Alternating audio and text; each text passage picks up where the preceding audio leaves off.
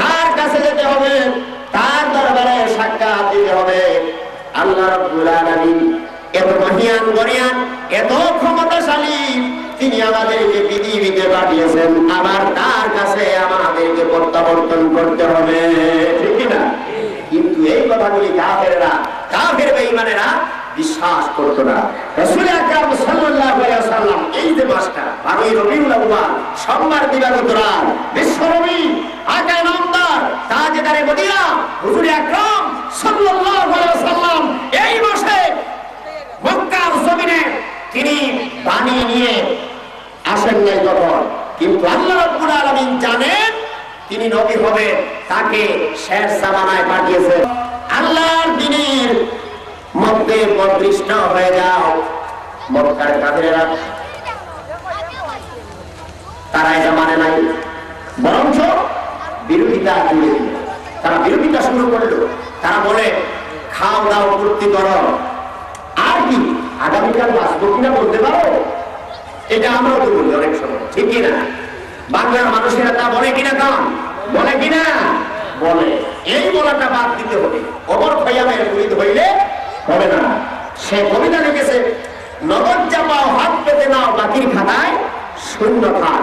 নগদ যা আছে তা পকেটে ঢুকাও, খাও দাও ফুর্তি করো, আগামীকাল বাঁচবো কিনা বলতে পারো? সেও এই কথা বলেছে, ঠিক কিনা?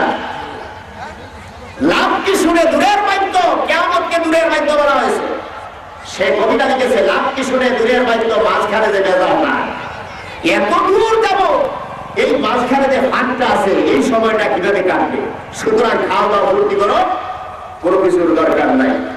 এই বেলা সবাই মদ খেয়ে নাও, কারণ শীতে ভরসা করি, চাঁদিনী চাঁদিকে যুগ যুগ ধরি, আমরা তো আর রোগা শুনি। এইভাবে কবিতা গাইতে গাইতে তারা কিয়ামতকে ভুলে গেছে।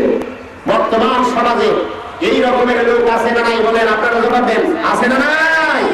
এই ধরনের লোক আছে। এই জন্য আল্লাহ রাব্বুল আলামিন ওই অবহেলাকারী লোকগুলিকে আল্লাহ রাব্বুল আলামিন অবহেলা না করার জন্য আল্লাহ রাব্বুল আলামিন কোরআনে কারীমের ভিতরে বলেন, হাল আতা আলাল ইনসানি হিনুম মিনাদ দাহরি লাম ইয়াকুন শাইআম মাযকুরা। এরকি হেদায়েতের রাস্তা দেখালাম। কিছু কিছু মানুষেরা শুকর আদায় করে, আর কিছু কিছু মানুষেরা আল্লাহকে বলে যায়, আল্লাহকে অস্বীকার করে। নাউযুবিল্লাহ। আমাদের মধ্যে, মানুষদের মধ্যে আমাদের পার্থক্যটা সৃষ্টি হয়ে যায়। কোরআনে কারীমের ভিতরে আল্লাহ পাক এক জায়গায় বলেন, আম্মা ইয়াতাসাআলুন আনিন নাবাইল আযীম আল্লাযী হুম ফীহি মুখতালিফুন। লোকেরা প্রশ্ন করেন কি সম্বন্ধে? বড় একটা সংবাদ সম্বন্ধে তারা প্রশ্ন করেন। তাদের মধ্যে পার্থক্য সৃষ্টি হয়ে যায় যখন আল্লাহ রাসূল মক্কার জমিনে এসে বললেন কিয়ামত আছে। কিছু সংখ্যক মানুষে বলেছে কিয়ামত আছে, আর কিছু সংখ্যক মানুষে বলে না কিয়ামত নাই। দুই দল হয়ে গেছে, ঠিক কি না? এইভাবে আল্লাহ পাক বলতেছে, এই যে কারণ, এই কারণ আমি দেখতে চাই না। কিয়ামতে সকল মানুষদেরকে বিশ্বাস করতে আমি চাই। আমার দরবারে আসতে হবে, আল্লাহর দরবারে আসামির কাঠ গড়ায় দাঁড়াইতে হবে, সবাই আল্লাহর দরবারে সাক্ষী দিতে হবে, ঠিক কিনা বলেন? তার জীবনের সব কিছু আমল করি তার খাতায় লেখা হচ্ছে। এই দুই কাঁধে ফেরেশতা আছে, কিরামান কাতিবিনা ইয়ালামুনা মা তাফআলুন। সম্মানিত দুইজন ফেরেশতা মানুষের দুই কাঁধে আছে। তারা মানুষেরা যা জানে না তা তারা করে, তা তারা লিখে। আল্লাহর নবী বলেন, কোন বান্দা যদি নেক কাজ করার জন্য উদ্দেশ্য করে, সঙ্গে সঙ্গে আল্লাহ রাব্বুল আলামিন বলেন, ফেরেশতারা তোমরা আমার বান্দাকে জাহান্নাম থেকে বাঁচাবার জন্য তোমরা সঙ্গে সঙ্গে সওয়াবটা লিখে দিও। নিয়ত করতেই এখনো ভালো কাজ করে নাই, নামাজ পড়ার সময় হয়েছে, এর আগে উদ্দেশ্য করেছে নামাজ পড়বো, আল্লাহর নবী বলেন, সম্মানিত ফেরেশতা যিনি আমল লিখে সওয়াব লিখে তিনি লেখা শুরু করে দেন। আর যখন কোনো আল্লাহর বান্দা পাপ কাজ করার জন্য উদ্দেশ্য করে তখন ফেরেশতা যিনি বই লেখেন তিনি লেখা শুরু করতে চায়। সম্মানিত ফেরেশতা বলে, যিনি সওয়াব লিখেন তিনি বলে, ভাই একটু অপেক্ষা করো, এখনো তো সে পাপ কাজ করে নাই। সুবহানাল্লাহ। এই ব্যবস্থা আল্লাহ পাক করেছেন। কে করেছেন বলেন? আল্লাহ পাক করেছেন। এই জন্য আমরা আল্লাহর দরবারে হিসাব দিতে হবে, আসামের কাঠগড়ায় দাঁড়াইতে হবে, আমাদের আমলনামা আল্লাহর কাছে পেশ করতে হবে। বিদায় আমরা আমাদের জীবন পরিচালিত করব, সংসার পরিচালিত করব আল্লাহর রাস্তায়। কোন রাস্তায় বলেন? আল্লাহর রাস্তায়। চিন্তা করতে হবে, কিয়ামত আছে, কিয়ামতের মাঠে যেতে হবে, কবরে যেতে হবে। কবরে শোয়া দেওয়ার পর দুইজন ফেরেশতা চলে আসবে। তারা এসে বলবে, মানবুকা, তোমার রবকে, ওমা দিনুকা, তোমার দিন কি? মান হাযার রাজুল, ওই যে লোকটা দেখা যাবে ওই লোকটাকে।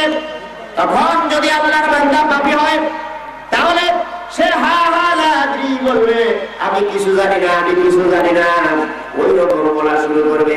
আর যদি আল্লাহর বান্দা নেককার হয়, নামাজি হয়, রোজাদার হয়, হজ করনেওয়ালা হয়, সদকা করনেওয়ালা হয়, আল্লাহর দ্বীনের উপরে চলেছে, সব সময় আল্লাহর ওয়াদা পালন করেছে, নামাজ পড়েছে, রোজা রেখেছে, নেক কাজ করেছে, ওই আল্লাহর বান্দাকে কবরে শোয়া দেওয়ার পর ফেরেশতারা বলে যাবে, নো, ঘুমিয়ে থাকো, কানাও মিলারুস, দুলামিয়া যেইভাবে ঘুমিয়ে থাকে, কোন সুবহানাল্লাহ।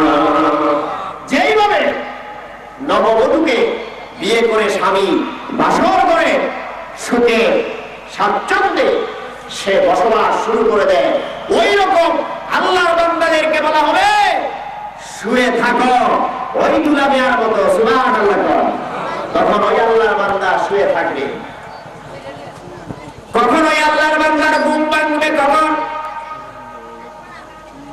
এই সূরাটি যেখান থেকে আরম্ভ করেছি, ইযা যুলজিলাতিল আরদু জিলজালাহা, যখন এই পৃথিবী কাঁপতে শুরু করবে, ওয়া আখরাজাতিল আরদু আথকালাহা, পৃথিবীর গভীরে যা আছে সব কিছু পৃথিবীর উপরে চলে আসবে।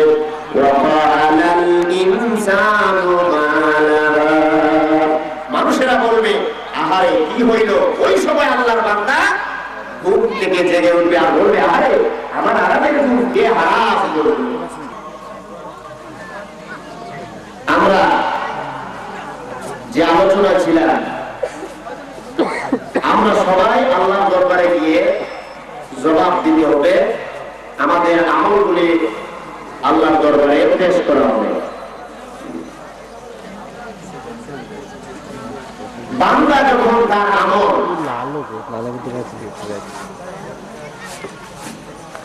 করবে এবং তা আল্লাহর দরবারে যখন পেশ করা হবে আল্লাহ পাক, তখন বান্দাকে তার আমলের যে কিতাবটা, এই কিতাবটা তাকে প্রদান করা হবে।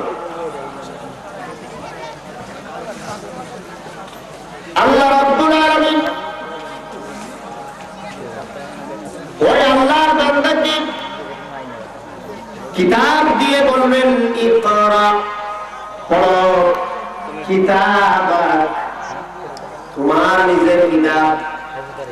ইকরা কিতাবাকা কাফা বিনফসিকাল ইয়াওমা আলাইকা হাসিবা,